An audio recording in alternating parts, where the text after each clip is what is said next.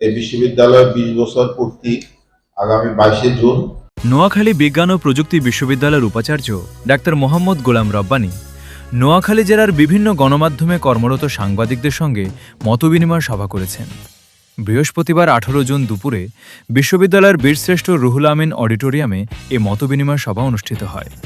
সভায় জেলার print, electronic ও online মিডিয়ার সাংবাদিকদের পাশাপাশি উপস্থিত ছিলেন বিশ্ববিদ্যালয়ের উপ উপাচার্য ডাক্তার মোহাম্মদ শফিকুল ইসলাম, জনসংযোগ পরিচালক ডাক্তার গাজী মোহাম্মদ মহসিন সহ বিভিন্ন অনুষদের শিক্ষক ও প্রশাসনিক কর্মকর্তারা। মতবিনিময় সভায় সাংবাদিকরা বিশ্ববিদ্যালয়ের অতীত ও বর্তমান কার্যক্রম নিয়ে বিভিন্ন গুরুত্বপূর্ণ বিষয় তুলে ধরেন। তারা বিশ্ববিদ্যালয়ের বিভিন্ন সমস্যা, সফলতা ও সীমাবদ্ধতার বিষয়ে আলোচনা করেন এবং শিক্ষার সুষ্ঠু পরিবেশ বজায় রাখতে ক্যাম্পাসকে রাজনৈতিক দলাদলিমুক্ত রাখার আহ্বান জানান। বিগত সরকারের আমলে যে অনিয়ম, অন্যায়, অবিচার, লুটপাট আমরা শুনেছি, সেটা নিয়ে আমি কথা বলতে চাই না।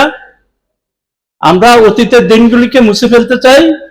আমাদের স্যার এসছে, আমাদের নোয়াখালীর প্রযুক্তিতে ছেলেপেলেদেরকে কিভাবে মানুষ করে মা বাবার কাছে সুন্দর করে পৌঁছে দিবে এবং দেশের বিভিন্ন দায়িত্ব থেকে কাজ করে দেশকে স্বনির্ভর করবে, আমরা স্যারের কাছে এটাই প্রত্যাশা করি। আসলে যদিও কোনো সরকারের মদতপুষ্ট বা সরকারের আন্তরিকতার কারণে আপনি চেয়ারে এসেছেন, কিন্তু আসলে দলীয় দুর্বৃত্তায়ন আমরা কখনোই চাই না। আমরা চাই একটি বৈষম্যহীন ক্যাম্পাস গড়ে উঠবে, বৈষম্যহীন কার্যক্রম পরিচালিত হবে। এখানে অনেক শিক্ষক আছেন, আমরা বাইরে থেকে শুনি অনেক শিক্ষক ঠিক মতো তার কোর্স কমপ্লিট করেন না। সম্ভবত 29টা কি 32টা ক্লাস সেশন নেওয়ার কথা, সেখানে তারা সবগুলো তাদের ক্লাসগুলো নেন না, এতে করে শিক্ষার্থীরা সমস্যায় পড়েন। একইভাবে আছে আপনার কর্মকর্তা কর্মচারীদের বিষয়ে আমাদের কাছে তথ্য আছে, অনেক কর্মকর্তা কর্মচারী আছে এখানে। কর্মকর্তা কর্মচারী এক কথা বলা যায় মাথাভারী প্রশাসন, সেখানে অনেক ডিপার্টমেন্ট আছে। কর্মকর্তা কর্মচারীদের কাজ হলে সকালবেলা আসবে, এসে কম্পিউটার ওপেন করবে, ওনারা নাটক দেখবে, গান শুনবে, এরপরে ঘড়ির দিকে তাকায় থাকবে কখন অফিস টাইম শেষ চলে যাবে। তো এই যদি হয়, রাষ্ট্রের টাকা, আমাদের এই গরিব মানুষের, এই দেশের মেহনতি মানুষের ট্যাক্সের টাকায় পরিচালিত হচ্ছে বিশ্ববিদ্যালয়। আপনি দয়া করে বিষয়গুলো দেখবেন। তবে আমরা গর্ববোধ করছি নোয়াখালীতে একটি বিশ্ববিদ্যালয় রয়েছে। যখন বিশ্ববিদ্যালয়ের শিক্ষার্থীদেরকে রাস্তায় দেখি, বিভিন্ন আবাসিক এলাকায় দেখি, আমরা খুব খুশি হই, চেষ্টা করি তাদেরকে সহযোগিতা করার জন্য। সোনাপুর থেকে বিশেষ করে ইউনিভার্সিটি আসার যে যানজট সৃষ্টি হয়, আসলে এটা খুব নাজুক অবস্থা। আমার মনে হয় যে এই বিষয়টা নিয়ে যদি জেলা প্রশাসন সহ সড়ক বিভাগ এবং যারা আছে এই বিষয়টা নিয়ে, যে আমার নবাগত বিসি মহোদয় সহ সংশ্লিষ্ট কর্তৃপক্ষ বিষয় নিয়ে আপনারা আগাবেন। স্যার, এখানে আমরা দেখতে পাচ্ছি লক্ষ টাকা বা লক্ষাধিক টাকার স্মার্ট হোয়াইট বোর্ড পড়ে রয়েছে ক্লাসরুমে, কিন্তু শিক্ষকরা বা যারা পাঠদানে রয়েছেন তারা এটা ব্যবহারে অনাগ্রহ প্রকাশ করছেন, অথবা টেকনিক্যাল কোনো নলেজের এখানে ল্যাক রয়েছে। এই নোয়াখালীর সবচেয়ে গুরুত্বপূর্ণ যে 0 পয়েন্ট সোনাপুর পৌরসভা, এই 0 পয়েন্ট থেকে শুরু করে আপনার বিশ্ববিদ্যালয় পর্যন্ত যে সমস্যাটুকু আপনার বর্জ্য ব্যবস্থাপনা এবং যানজট নিরসন, বারবার লেখালেখি করেছে আমরা, কিন্তু অতটুকু অগ্রসর হতে পারিনি, কারণ বিশ্ববিদ্যালয়ের যতটুকু সহযোগিতার প্রয়োজন ছিল ততটুকু আমাদের পাশাপাশি আমরা পাইনি। বর্তমান দেশের প্রেক্ষাপটে যদি বিদ্যুৎ সাশ্রয়ের ব্যাপারে আমরা একটু মনোনিবেশ করি, আমি লক্ষ্য করে দেখেছি অনেক সময় বিশ্ববিদ্যালয়ের প্রয়োজনের তুলনায় অধিক লাইটিংটা একটু মনে হয় বেশি হচ্ছে। সন্ধ্যার আগে অনেক সময় আপনাদের এখানে এই আশপাশের লাইটগুলি জ্বলে, তো এই বিষয়ে একটু আপনারা মনোনিবেশ করবেন স্যার। তা আপনার কাছে আমাদের সংবাদকর্মী হিসাবে বা এখানে যারা রয়েছে, আপনার কাছে আমাদের দাবি থাকবে, আমরা আসলে প্রতিশ্রুতি চাই না। আমরা একজন অভিভাবক হিসাবে, এই এলাকার একজন নাগরিক হিসাবে, বা আমাদেরও ছেলেমেয়েরা এখানে পড়ালেখা করে, সেই জায়গা থেকে বলবো যে আগামী 1 বছরে আপনি যে প্রতিশ্রুতি করেছে সেগুলো বাস্তবায়ন করার জন্য আপনি অত্যন্ত বলিষ্ঠ ভূমিকা করবেন, সেটাই আমাদের প্রত্যাশা। এ সময় উপাচার্য ডক্টর মোহাম্মদ গোলাম রব্বানী সাংবাদিকদের বিভিন্ন মতামত ও পরামর্শ গুরুত্বের সঙ্গে শোনেন এবং বিশ্ববিদ্যালয়ের সার্বিক উন্নয়নে গণমাধ্যমের ইতিবাচক ভূমিকার প্রশংসা করেন। তিনি বলেন, বিশ্ববিদ্যালয়কে আরও আধুনিক, গবেষণা বান্ধব ও শিক্ষার্থী বান্ধব প্রতিষ্ঠানে পরিণত করতে প্রশাসন কাজ করছে। অভ্যন্তরীণ বিভিন্ন সমস্যা ধাপে ধাপে সমাধানের উদ্যোগ নেওয়া হয়েছে।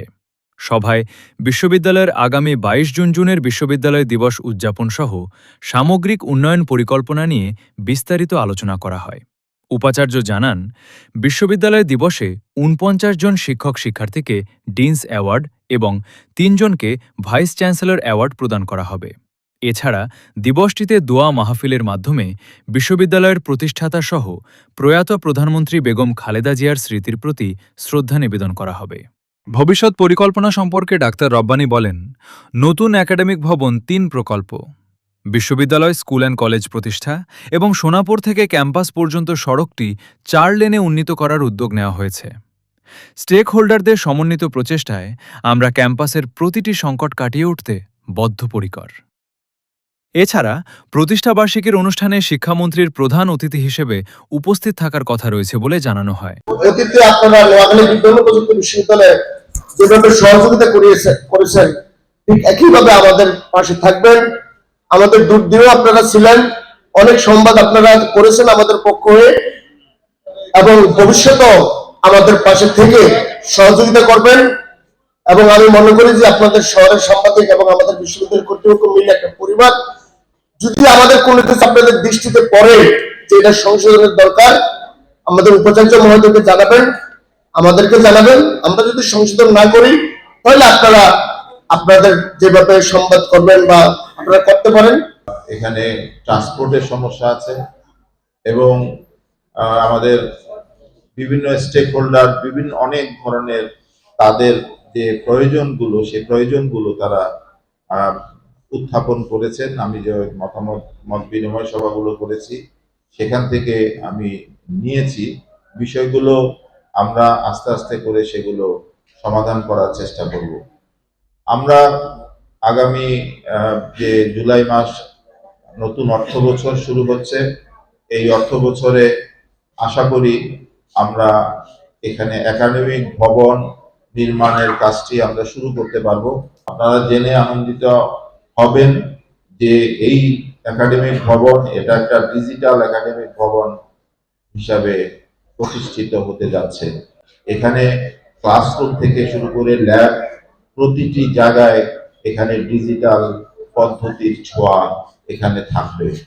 এই বিশ্ববিদ্যালয় 20 বছর পূর্তি আগামী 22 জুন আমাদের মাননীয় শিক্ষামন্ত্রী মহোদয়, বিশ্ববিদ্যালয় মঞ্জুরি কমিশনের চেয়ারম্যান এবং আমাদের এই নোয়াখালী সদর আসনের মাননীয় সংসদ সদস্য তারা আমন্ত্রণ গ্রহণ করেছেন।